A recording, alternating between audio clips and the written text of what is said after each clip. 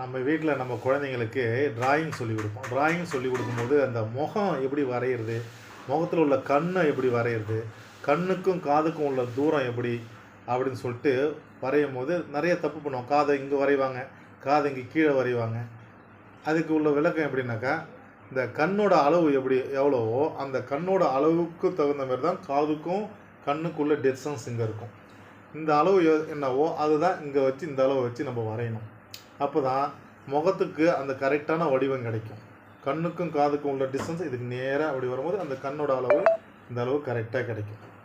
அப்படி வரைஞ்சாலே கரெக்டாக இருக்கும். அதேமாரி இந்த மூக்கோட துவாரத்துக்கும் இந்த காதோடைய அந்த எண்டுக்கும் கரெக்டாக இருக்கும் அந்த டிராயிங். இதுமாரி சொல்லி கொடுத்தாலே பிள்ளைங்க சின்ன வயசுலேருந்து நல்ல ஒரு முக வடிவத்தை கரெக்டாக வரைகிறதுக்கான ஒரு வாய்ப்பு கிடைக்கும். ஆகவே பெற்றோர்கள் கவனிக்க வேண்டிய விஷயம் இது. நன்றி.